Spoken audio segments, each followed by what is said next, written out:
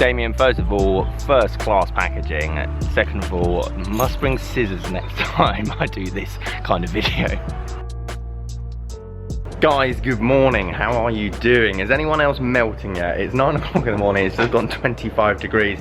Could be another hot one. We've gone from 0 degrees before lockdown to now inferno. Box of golf clubs sent by one of you. Damien, thank you first of all for sending these clubs. He insisted that I didn't give him any money for them. He insisted that I didn't pay posts for them. All he asked is that I was able to go and play with him and his mates sometime in the near future when everything calms down and we can go and get a beer afterwards. So first of all, thank you to him. Second of all, I was thinking, do I sell these for the eBay business? Do I sell these for the second-hand club business? Because at the end of the day, Damien says, Simon, they're yours, they're gathering dust, I don't want them. And I'm thinking 120 quid, perfect. I know what's in there, you don't know what's in there. Hence the mystery box thumbnail. They always go down well. I wouldn't be a good YouTuber if I didn't do a mystery box thumbnail. Let's get them open, but I'm not gonna sell them. I'm not gonna put them on the eBay website to try and boost a tiny bit more margin and obviously give us a bit more money to obviously go forward with. Instead, I want to give them away to one of you because I think they'd be a good set for some of you out there, especially some of you that are lacking in the higher end of the bag. Let's get into the video.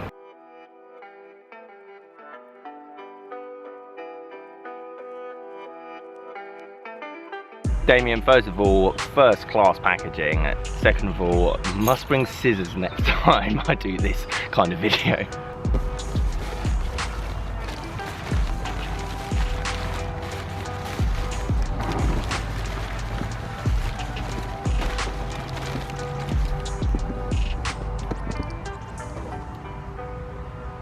And guys, here we have it. Full set of Cleveland Highball XLS woods. Driver, 3 wood, 5 wood, and a 3 hybrid, as well as matching head covers to go. Damien, thank you.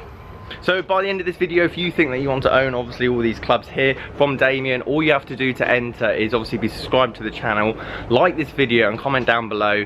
Damien, you're a legend. So obviously I'm going to give these clubs all a hit before I melt my face off outside, but I do want to talk about Cleveland Highball itself. Now I owned this driver, not this one. This is actually the newer version that I had. I had the one previous to it, the XL. I actually did a recent video on that probably about 6 months ago, giving my thoughts about it. As well as that, it's interesting because this is kind of the polar opposite of the Nike Vapor video, the Vapor Speed I should say, which I did about 4 days ago. So if you haven't seen that video, I highly recommend, because the Vapor Speed is basically the complete opposite to this.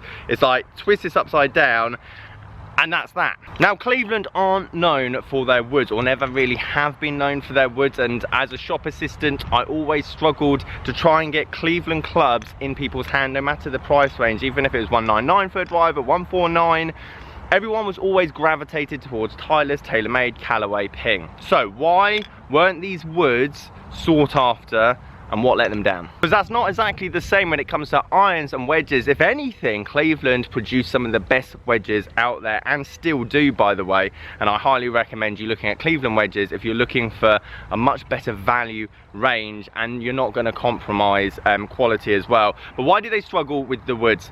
Number one, and I noticed this, especially when I was playing off like 20 and I bought them in the first place, is the sound is horrific. They sound like a tin can, which is a problem because we all associate golf with sound. It sounds good, oh that sounds nice, it feels nice. And the problem is, if it sounds like a hollow piece of tin, you automatically think the quality isn't there. And sometimes that's true. It's the same reason why Nike really struggled with golf balls as well, because even though the performance of the Nike golf balls were excellent on radars, on launch monitors, etc, etc, they sounded like a pebble. And the issue with that is because they sound like a pebble, people think they don't get any spin with them. Same as this. People feel like they're unforgiving if you don't hit out the middle. Even if you do hit out the middle, it gave this horrible tinny sound. And I'm interested, because I haven't hit the XLS ever before, by the way, if it's going to give that same kind of sound. I'm talking about previous Cleveland woods. However, I have got a full set here with great condition grips, great condition heads, great shafts in them. I'm excited to see how far and how they feel.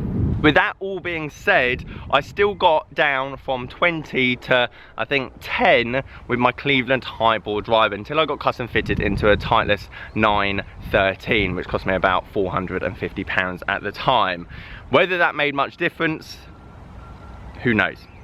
However, I was able to get down to 22 to 10, and if you are currently 22 or above and you decided a game, i.e. within the last year, 2 years, potentially 3 years, depending how much time you actually get out to play, these clubs are going to be more than suitable for you to learn and practice with. I teach a lot of people that these would be perfect and ideal for. And this is the whole reason I want to start the second-hand club fitting business, because if I have more sets like this, if I have more iron sets, if I have more wedges, etc, etc, I can have 20 bags worth of clubs and go, look, you just need regular flex and you need 10.5 degrees and you need no adjustable weighting. Yes, it's not going to sound great, however, for 100 quid I can fill the top end of your bag, opposed to spending £300 for one club. The other side of this as well is Damien just said, these are in my garage, I'm never going to sell them, they're just gathering dust, I don't know what to do with them, I really just want you to have them, Simon, to do with what you please. Which is amazing, because let's be honest, and I have this as well, especially at home, I've got so many clubs. Even now I'm selling second-hand clubs, I'm still not selling the old ones that I've got, and I don't know what it is. It's almost like this golfer's hoarding ability that we just feel like, I don't want to get rid of that because I might want it in the future or might need it back in the bag, and all of a sudden 10 years pass and you've got tons of golf clubs. Which is why this is quite cool. So if you do want to get rid of some golf clubs and you do want to donate them to a good home, I am that source if you would like it to be. If you want to send me a message on Instagram, Facebook, email, whatever, and say, Simon, I've got some clubs at home, I would love them to be a giveaway for the channel, go to someone else that needs them, then I'm more than happy to be that person and obviously do those giveaways. Obviously it helps my channel, I'm not going to lie, but at the same time, information as well as free clubs for people out there that definitely need them. Let's talk about the value of these clubs, because I'm very much getting better at trying to give better and more reasonable quotes on a lot of clubs. A lot of you have been giving me and sending me information. A lot of people that don't even know about my channel are now being referred to me for second-hand clubs, which is amazing. So that's growing. However, I'm able to value clubs a lot better. And let's be honest, when it comes to a 460cc head, which is kind of the max whatever driver head can be, and woods that haven't got massive roof marks and a shaft and a grip, you're always talking about £30 a club. No matter how old, no matter how bad, because it still serves a purpose, you can still play golf with that. It's still legal to play in competition golf with that. And that's why I valued all these clubs at about £120. I will show you some pricing, like now, of what these are valued at on eBay.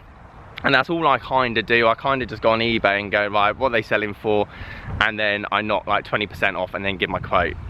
I mean, it's not really rocket science. A lot of you guys have been asking me, how do you buy and sell clubs, etc, etc. Well, that's kind of it, really. I either look on Facebook or Gumtree, or someone messaged me and I go, this is what I can offer, this is what they're going for. I make a small percentage, but that's basically it. When you take fees off and everything else, it does get a bit tricky. So at the start of the video, I briefly talked about like head design, for example, especially comparing it to the Nike driver. Now, interestingly, Nike said that if you take out the bottom half and put it up here, it makes the driver more forgiving, which is interesting because that's probably the first time I've ever heard that. And if you look at more traditional drivers, especially nowadays, all the weight is lower and at the back. So if you look at like the Ping G400 Max, you look at the Sim Max, whatever it is, all drivers now have the weighting as far back as possible, and it's kind of what this driver was designed to do. You can see obviously quite a lot of head weight at the top there, but then obviously kind of coned out to make as much weight back here so that when you hit the golf ball, it doesn't really turn as much. As well as that, the more weight you put down here, the more launch you get. That's how the head and shaft kind of interact with each other. So this is very much, yeah, look, high MOY. See, if the driver says it, it cannot be wrong. So this driver, these woods are very much for your beginner golfer. I really wouldn't recommend this to anyone out there that A, hits the ball a long way, because these are going to balloon, and that's one reason why I got club fitted in the end for mine, because I just hit my Cleveland driver 250 yards and that's it. I couldn't get any more. It's not about the ball speed. Ball speed didn't change between drivers. It's not about club head speed, because again, that didn't change between drivers. However, launch and spin were key. Now, if you hit a very low ball, potentially a left to right ball as well, i.e. a fade, these wouldn't be the worst option in the world. Again, I'm talking about your beginner, or yeah, your beginner golfer. This set is ideal. As well as that, you're going to be able to sell them for about 100 quid after you finished, and then go and put that towards the next driver, potentially something that's a bit more suited to you. Overall, design wise, it looks a lot better, I'd say, this version, especially the woods as well. The woods have this kind of like XLS like slot in the back of it, which I think looks a lot better, and they don't look as cheap as the previous version. So overall, especially with the head covers, because head covers are quite important just for the overall aesthetics of your golf bag, I would say these definitely look better. Look a bit dated compared to today's woods and everything else, but if you're just starting the game, who really cares? Okay, update time. Maybe I was a bit early to jump the gun. I did quite a bit of the filming before I hit these, because obviously it's getting hot and now I am melting. However, I do have to inject, because I've hit all of these clubs now, and I have to put this into perspective. Sound is a lot better. So these don't sound anywhere near as bad as the XL or the original, especially the one I had. So they've fixed a lot of the acoustics. That being said, I ripped all of these. Like a lot of the shots that you've seen throughout this video, like dead straight. So maybe I should have a reg flex, and maybe I should have a 10.5 non-adjustable head, because no matter where I hit this on the club face, it went straight, and the misses were like 20 yards right, 20 yards left, which, trust me, for me is very good. Now, yes, it launched too high, yes, it spun too high, and yes, that's probably why the off-center shots didn't go as far to the right and left. However, I'd probably score quite well with these clubs. Maybe regular flex for me is the way forward for my swing, especially with a massive block right, which I normally have. All I'm trying to say is, you would never fit me into this, ever, in any kind of fitting. Like if someone came to me with 120 mile an hour club head speed with a driver, I'm never fitting, because I want the distance, etc. However, if I was to score better on a golf course, potentially this is the way forward. Rescue sounded very solid, a lot more solid than the other woods. Don't get me wrong, they still sound quite hollow and a tiny bit tinny, nowhere near as bad, and less recognisable for sure. The woods, good. Driver, I was really impressed with, especially with off-center shots, and for a beginner golfer this thing is ideal. The Rescue I was actually really impressed with. It sounded a lot more solid, a bit more behind it. Obviously it hasn't got as much cavity, so of course it's going to feel a bit more solid, and realistically, regular flex shaft for me just seemed on the day, today, wherever it was, whether I didn't have breakfast, got up at the right side of the bed, you name it, I hit everything straight. I normally have a massive draw, massive fade, there's one or the other. I never hit a straight shot, whereas today, everything was pretty straight. Then what I'm trying to say is, have a play with clubs out there. You'll only get to know what clubs works for you after you've tested a bunch. Rather than spending 2 grand on just one set of clubs for 5 years, when you start the game, have a dabble. Pick a 7 wood up, pick a 9 wood up, go and hit this 8-degree driver, go and pick up a 14-degree driver, get a mini driver, driving iron, blades, non-blades cavity backs. You're not going to lose that much money, and then at least now you know what works for your game. I need to go and have a pint of water. That is extremely hot out there. Top tip, by the way, if you're still watching this video, please wear a rain grip glove when it is 32 plus outside. Otherwise you're just going through 3 gloves a week, wasting money. Rain grip gloves are the way forward. They're going to last you the whole summer. Yes, you potentially won't get as much, I don't know, feel, if that makes any sense, but it's going to do the job. You're not going to get blisters on your hands, and also your club's not going to go flying out your hands when it's literally leaking water. So guys, there you have it. Thank you again to Damien for sending me the clubs, and obviously if you want to enter that, to say Damien's a legend, as well as like this video and subscribe if you are new. I'll probably give away the clubs at the end of this week, something like that. So keep posted. I'll probably just reply to one of your comments and then just get in contact and get them sent out to you.